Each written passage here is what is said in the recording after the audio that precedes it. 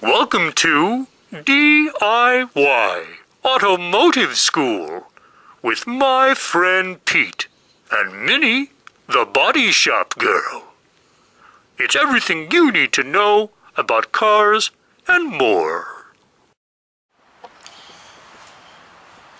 What we're looking at here, we're looking at a automobile. That's right, this is what you call a car. It's a car. It's got four wheels. It's got a couple seats in it and you drive it. So it doesn't matter what kind of car it is, because this happens to a lot of cars. And what we're talking about is we're talking about our paint that has dulled out from either the sun faded it.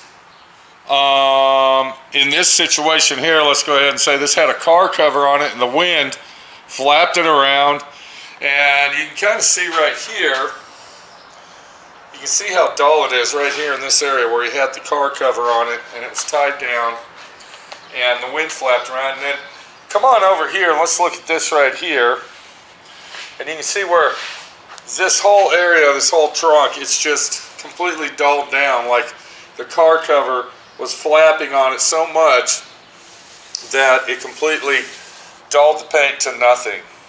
And then if we look up in the front, the same thing happened to the hood, and you can basically see all the scratches and it's just awful stuff going on. So what I'm going to do is I'm going to show you how to remove the minor scratches and scuffs on our paint job, because this is a paint job. It's a high-end car, you can see that. But once again, it doesn't matter what kind of car it is. Now, I'm going to go ahead and tell you, I painted this car 18 years ago. This is an 18-year-old paint job from SWRNC Custom that I did inside and out.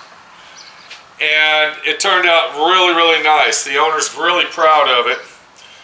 And the problem that we have is he parked it for a while, and instead of parking it in a garage, he decided to go ahead and put a car cover on it. Look at this edge right here, and you can see how dull it is, all right? Now, another thing that causes this is when you go through car washes. When you go through a drive-through car wash and you don't wash your car by hand, it can leave swirls and scratches and literally take the shine off of your vehicle.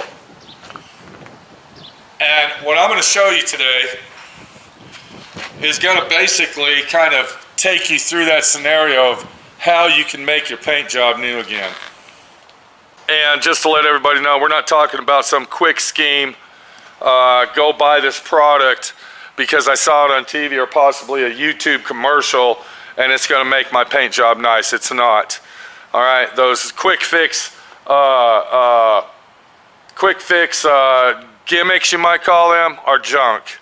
I get calls and emails all the time. People want me to make videos of their product, and I refuse to do it because they're bullshit. All right, they're bullshit. If you want something done right, you gotta put a little elbow grease in it, bitch.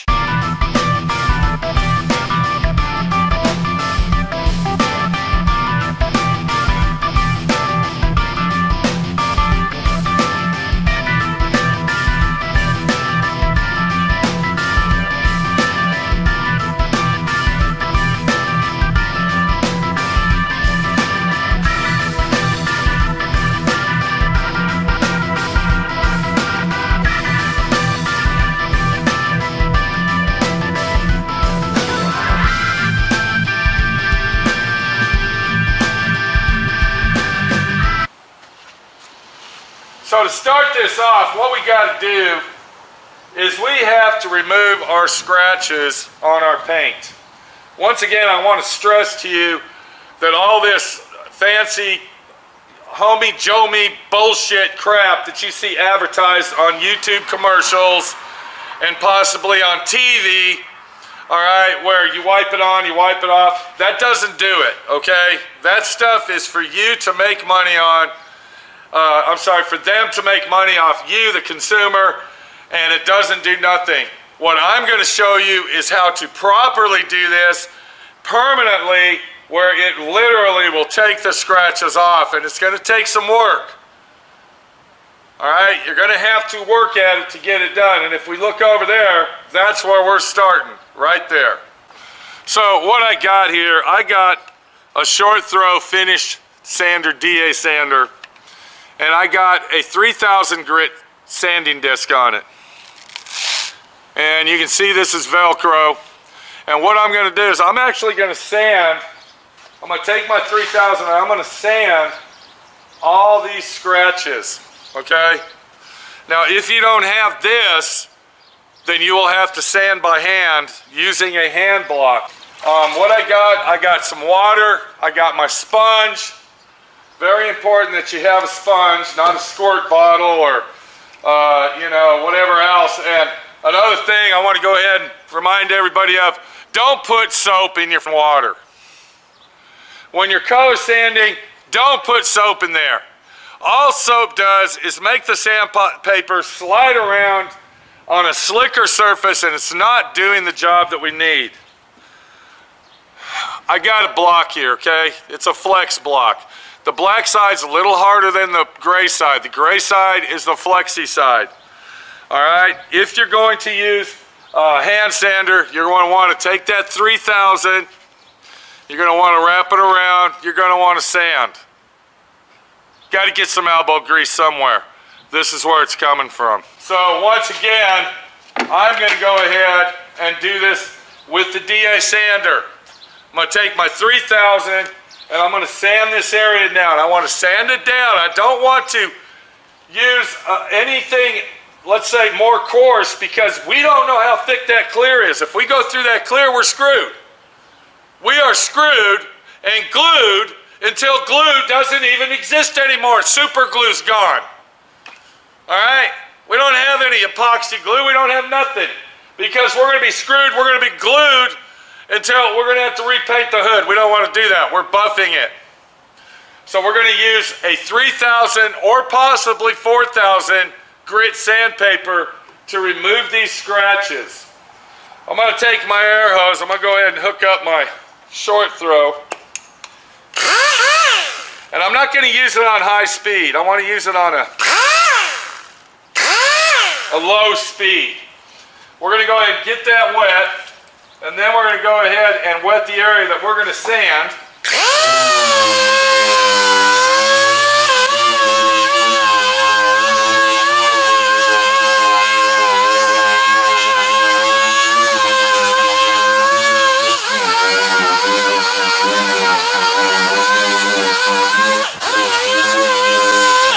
And you're going to know that you're sanding enough is when you start seeing the white.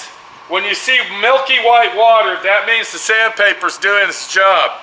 Now, if I was going to sand by hand, and I'm not going to put any paper on this, I would take my block, and then what I would do is I would wet it and then sand it just like that. I don't want to put any sandpaper on. I'm just going to take my block for trial. And then I would sand it out just like this, staying away from all these sharp edges, but sanding it properly to get them scratches off of that car.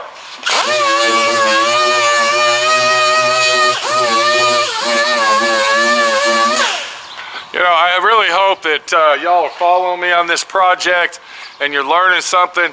You know, I'm sorry to say, but I had 4 implants put in. I had 4 implants put on. I had 2 teeth pulled out. I'm not fucking doing good today, and it's Sunday. I had them done on Friday, okay?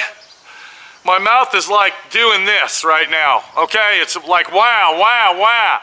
Like a rock song with a whammy bar going off in my head and in my mouth. So, you know, throw me a bone and relax, okay? Relax and learn. Listen, watch what we're doing with that. Now, one more thing that I do want to mention is that if you plan on doing a big area on your car, it might be a good idea to cover your glass. It's going to take a lot of detailing to get all this clean, I'm not going to take the car off to buff. I'm not buffing the whole car, but if you were going to buff the whole car, then you would tape all your chrome and your glass off. What we're doing is the front of the hood, we're doing the back.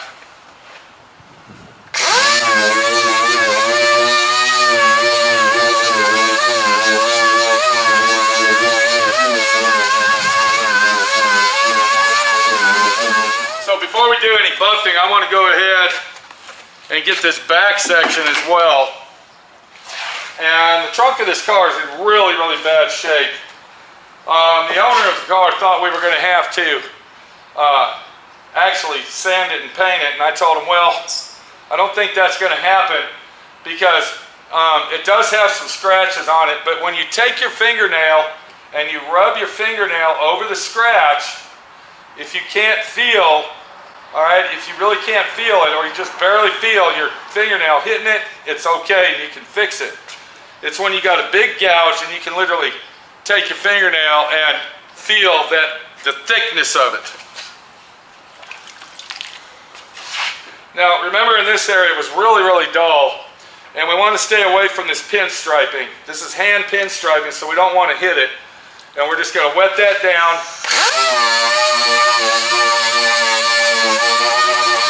And then we're going to do a quick polish on it with our 3000. Once again, if you don't have a DA, hit that by hand with your little flex block and some 3000 grit hand sandpaper.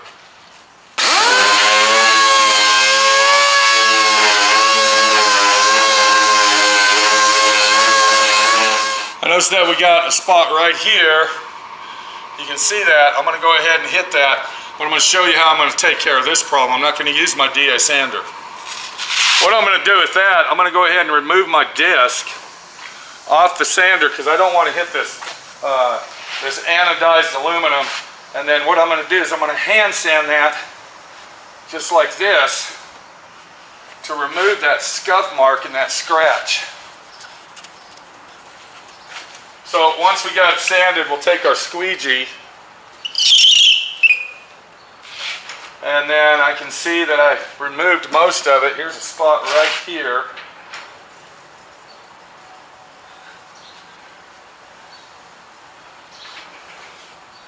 And I have my 2016 Dodge half-ton that I got to do this to. The person that owned that truck before me decided to go through car washes for 2 or 3 years and literally ruin a paint job. I just haven't had time because I'm too busy doing everybody else's cars. Now, the pad that I was using before was a used pad. I'm going to go ahead and swap out to a new one. And I don't like using new pads on this type of job, but I'm going to go ahead and be really quick with it. And I notice there's a lot of deep scratches in this area right in here. So I'm just going to take my time and go over it. And once again, I'm going to make sure that my air pressure is slow. We don't want to burn through the clear.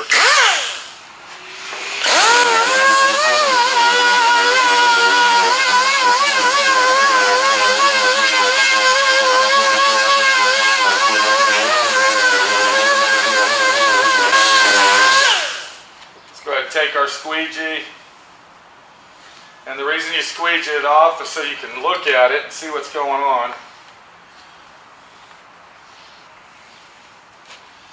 And it looks like we got all the scratches out now, and it looks like it's ready to buff. So it's very important to either use this tool right here with this pad 3000 or to hand sand it. When you hand sand, you got to be really, really careful around all the edges. Let's get this set up for buffing. Let's go ahead and buff it and get her done. All right, before we do anything, the first thing I want to do is on this hand pinstripe job here, I want to take some tape and I want to cover that pinstriping. I do not want to hit that pinstriping with my buffer. Alright, the next thing we're going to do is we're going to go ahead and buff this area using a wool pad and some rubbing compound. Now, rubbing compound is a very, very heavy grit compound. It's not a polish. It's very important that you have to use rubbing compound on a job like this. So we're going to go ahead and clean our buffer off.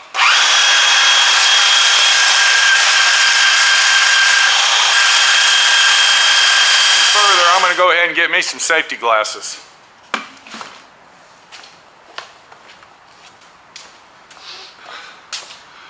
You should always wear safety glasses for everything you do. If I wasn't making this tutorial video, I would be using a dust mask as well. So always remember safety first. Okay, before we get started, let me go ahead and explain this. There's two types of buffers. There's an orbital polisher, and then there's actually a buffer. Okay, now this here's buffer. This is a variable speed buffer. I got it set at 1800 RPM. That's where you should buff your paint. If that was if this wasn't base coat clear coat, then I would bump it down to about 1400, maybe 1250. Okay, but being base coat clear coat, we're going to go ahead and keep that at 1800. I got my dual double-side wool pad, and then I got my rubbing compound. Remember that, 3M rubbing compound. All right, I like to use this little bottle here if I can get it to work.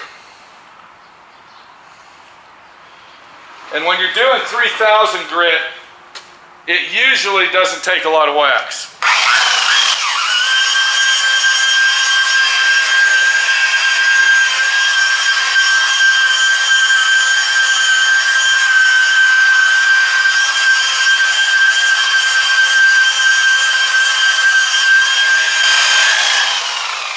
See how I did that? I went this way first and got rid of the wax, and then I came back and I buffed it this way. Alright, very important to cross buff on your item.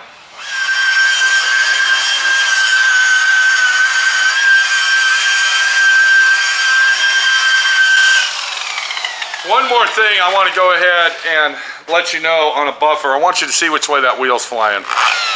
The wheel is going this way. So you always want to keep that wheel on the outside of your edges. Don't ever come over here and do it like this, okay, where the bottom of that is going to grab that edge and burn the paint off. Always keep your buffer on the top, okay, do you see that? Alright, and then that way it's not going to burn the paint off the edge. That's why you get burns on the edges of your paint, because your buffer is hitting on this side instead of this side.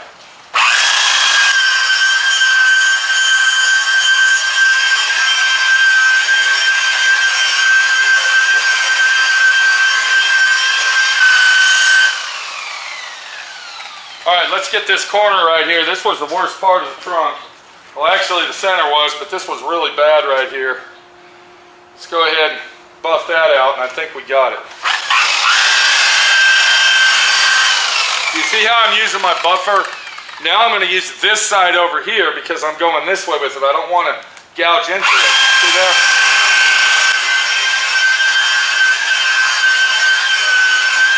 Okay, now that we got our rubbing compound done, our actual buffing, now what we're going to do, we're going to go ahead and polish that surface to give it a nice bright finish.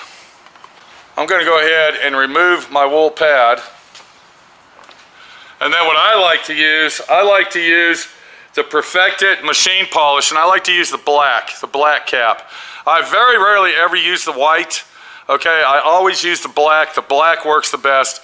And then I'm going to use my black waffle face. Let me go ahead and clean that buffer off before we get started.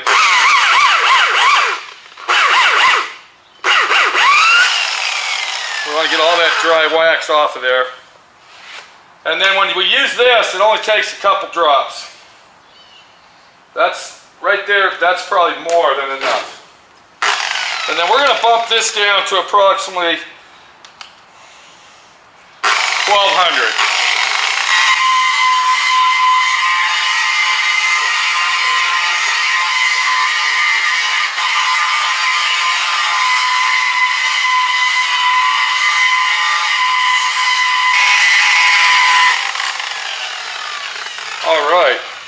Alright, that actually looks like a brand new paint job, like I just painted it yesterday. Let's go ahead and get a look at that, and it feels awesome as well.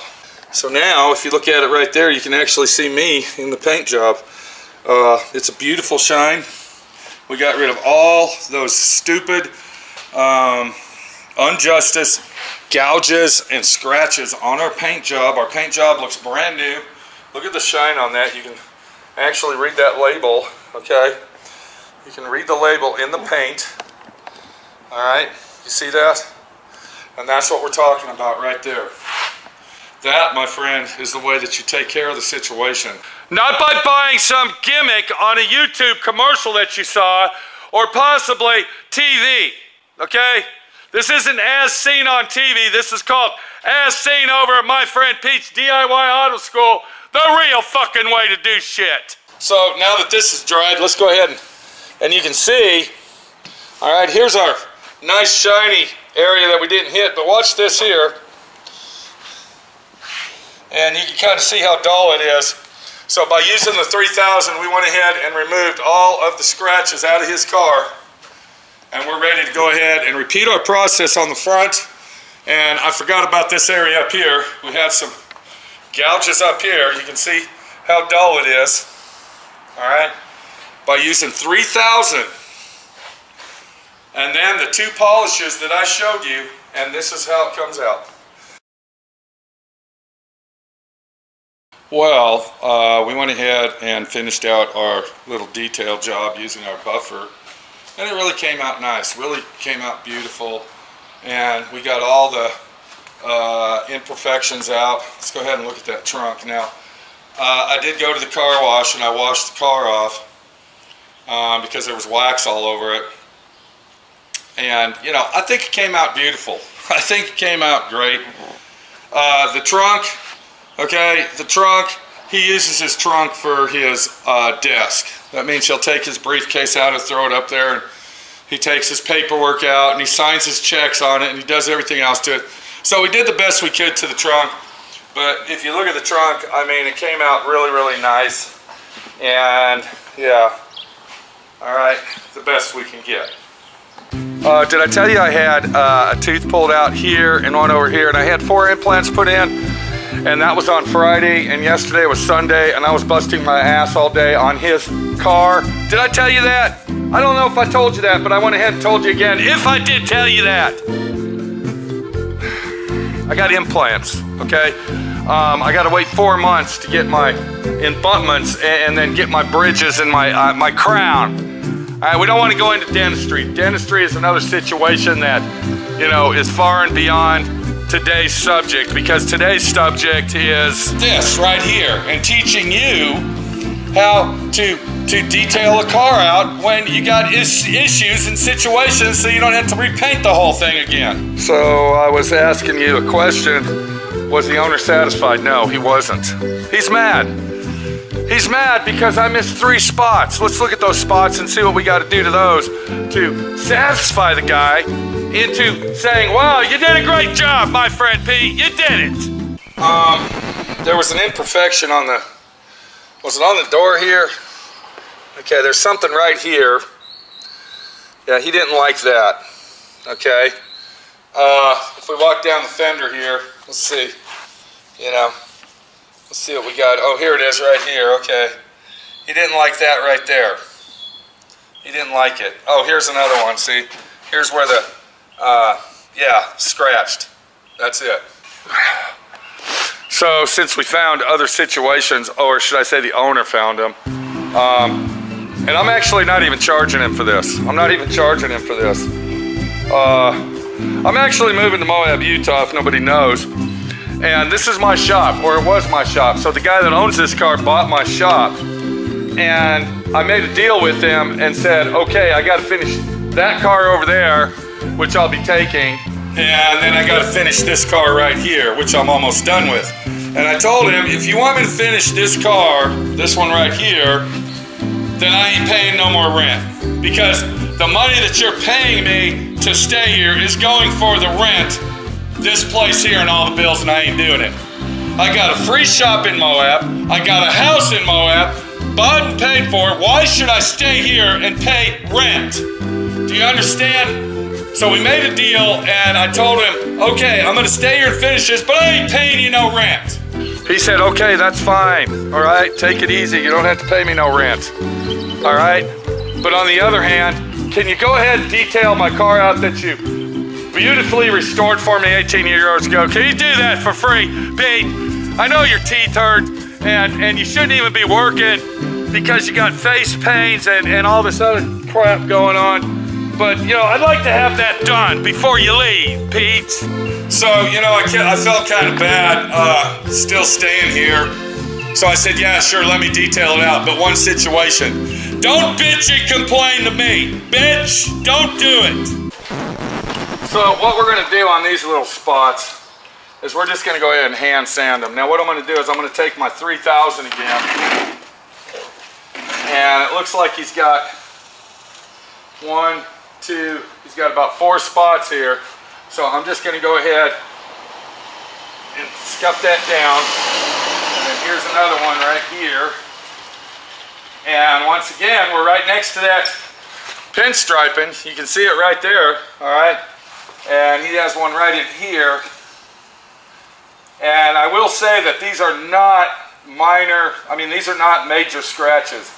If they were really, really major imperfections, we would have went with 1500 on this instead of 3000. But being the minor situation that is, look at this, just found another one right here. You believe this shit? Every time I look at the car now, I see something. I'm not doing the whole car. I ain't fucking doing it, okay? It ain't happening. Now, once we got that done, what we're gonna do is we're not using our big buffer. What we're going to do is we're going to use a 4-inch spot buffer. Okay? And this is a very handy item, and I use my drill with this, my air drill. Variable speed at that. Okay? And then what we'll do is we'll put our wax, we're going to take our wax. Alright, and then we're going to go like this with our wax, but we're not going to start our buffer right away. What we'll do, you see how I just did that? I packed my pad with the wax. And then,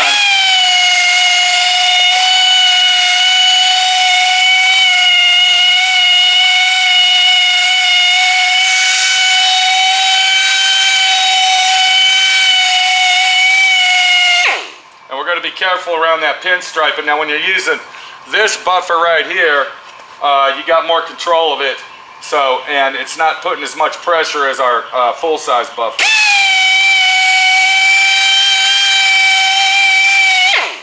And then there you go. That one is, that's a done deal. So then we're going to repeat our process on all these. Here's one right here. Remember that? And then we're going to take our little spot buffer.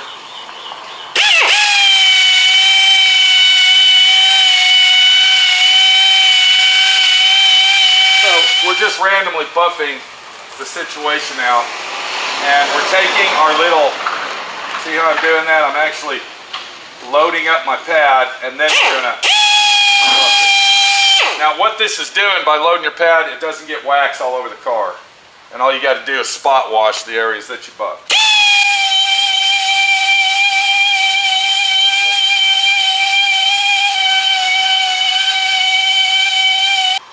Okay, and there you go.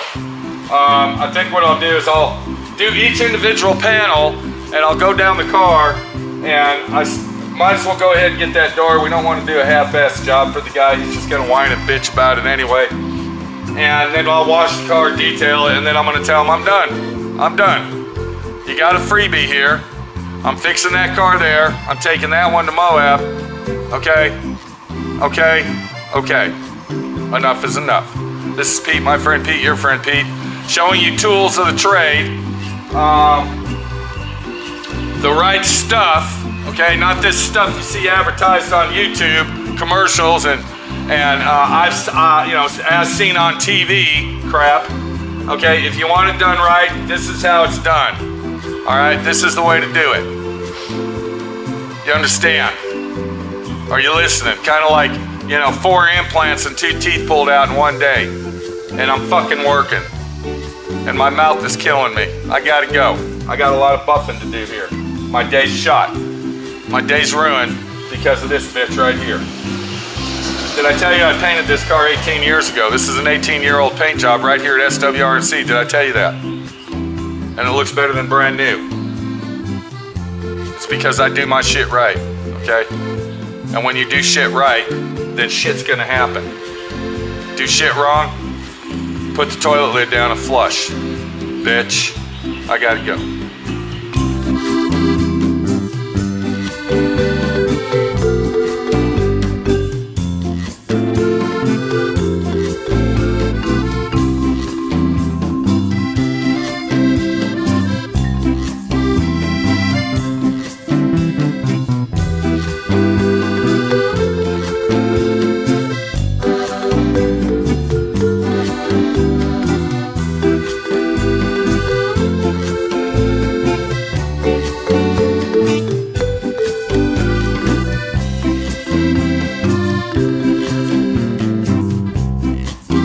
Thanks for watching D.I.Y. Automotive School. Classes don't stop till you know everything.